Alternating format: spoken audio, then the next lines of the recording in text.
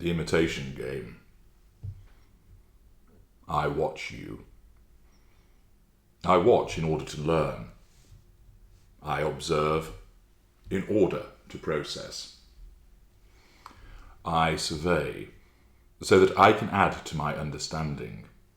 My steady gaze garners knowledge. My unflinching stare stores information. I recognize that I have done this both consciously and unconsciously. Unconsciously, because I found myself at an intermediate stage of being able to represent that which I did not feel. Consciously, because I understood that in order to be the most effective, I had to fit in your world in order to make it my world. I am an expert at the imitation game. I understand, for example, when I should present a picture of concern, and if, and only if, I deem that this is appropriate for me to secure the prime aims, will I then create this picture. This is what I do. I create a picture. I understand which expression I should adopt, how my brow should furrow, how my gaze should look, how I should set my mouth. I'm aware of what I should do with my body. I need to lean in and perhaps place a hand on your shoulder or arm to convey apparent gentleness. If absolutely necessary, a hug is provided, but that is for emergencies only. My intellect allows me to issue a stream of words which are commensurate with concern, compassion, and understanding. I know the words to choose. The words are the easiest part for me and for most of our kind, save the most base. Still, even the lowest echelon narcissists can muster a few words which give the impression of concern, even if you misinterpret it as, he means well, he just isn't very good at showing it. Oh, how little do you realize your words are so accurate. I have spent years perfecting and finessing my imitation of you and your kind. I can show you upset, concern, passion, happiness, joy, understanding, elation, puzzled bewilderment, and much more besides.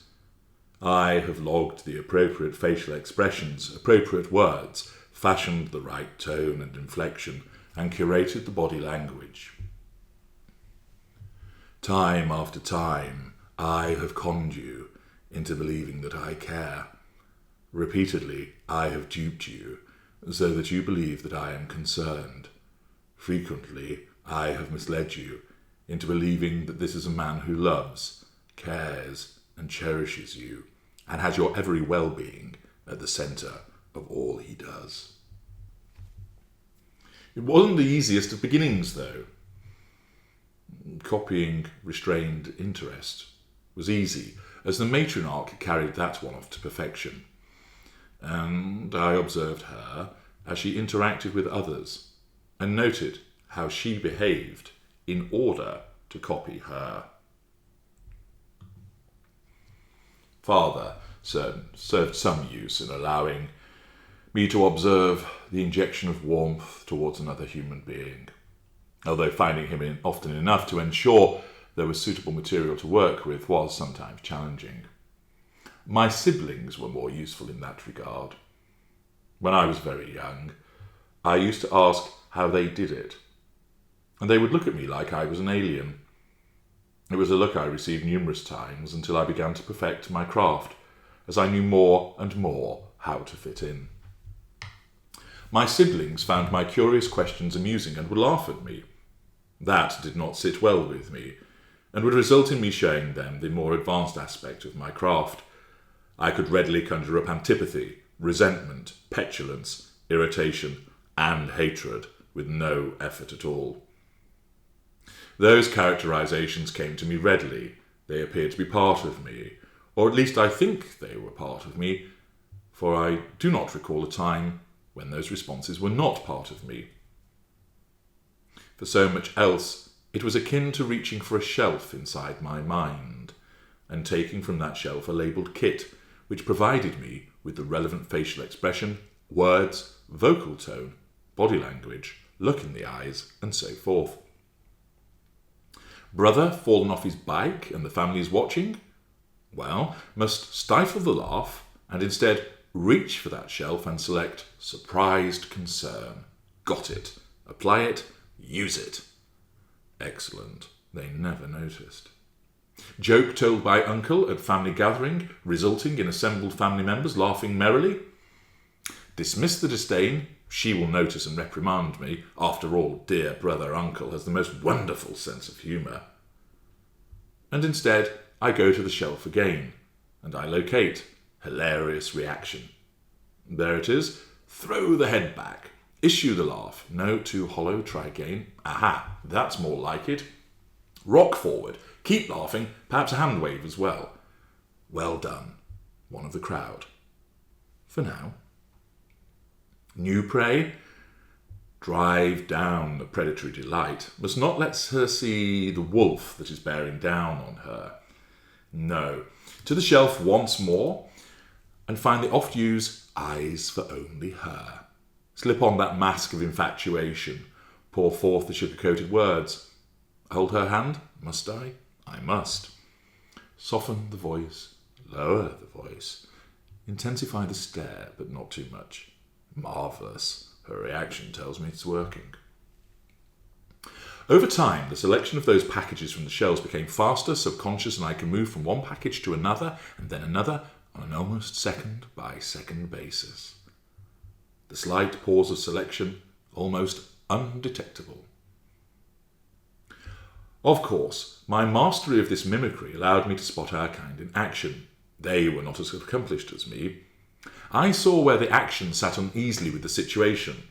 I heard the empty laugh, witnessed the smile with the unsmiling eyes. I detected the pause as the carousel flicked through the options before settling on the correct package. There were occasions where I witnessed the disconnect, where the shelf lay bare for that particular narcissist, and he or she offered nothing. That blank response, and the confused reactions of those around the narcissist, as there was just nothing. I laughed inwardly as those victims got to actually witness a flash of reality, the fact that there is nothing there. The narcissism recovered and found some kind of response, usually one of the standard responses of fury in order to assert control in light of the challenging looks and control-threatening questions issued towards the narcissist by the perplexed and bewildered victims. Well, aren't you concerned? They would ask as the blank-faced narcissist looked at them. Not my problem, he would seethe and march away. His withdrawal, of course, being the stamp of one of the assertions of control, necessary because the question from the victim was challenge fuel and had to be dealt with. I recall a few years ago watching the film Ex Machina. I found it fascinating and wished it had gone further, but that is something for another discussion.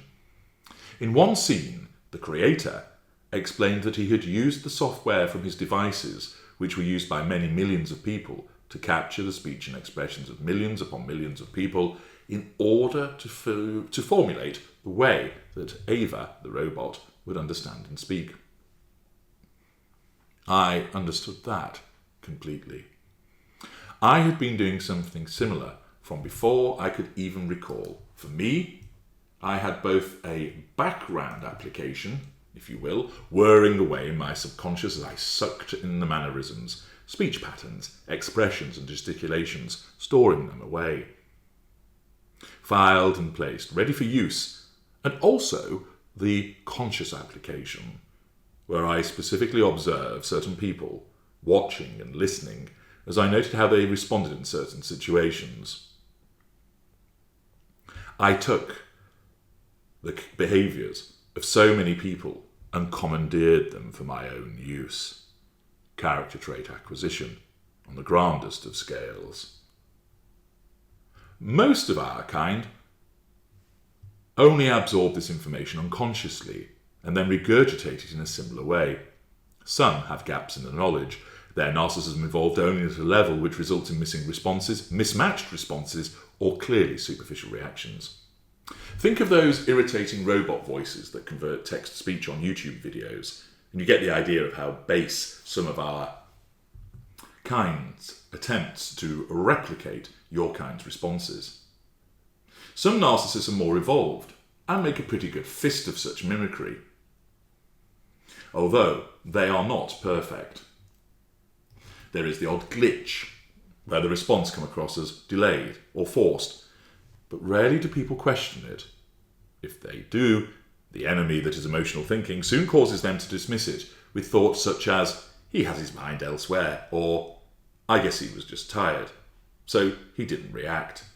Indeed, the narcissist may use such explanations as excuses to deflect from the challenges to control which are issued when the victim queries why the narcissist isn't offering comfort or sweet words of succour, or there is an absence of elation at the provision of good news from the victim, and the presence of emotional thinking causes the victim to swallow the excuse, failing to realise that you have just been shown an indicator of what you are really dealing with.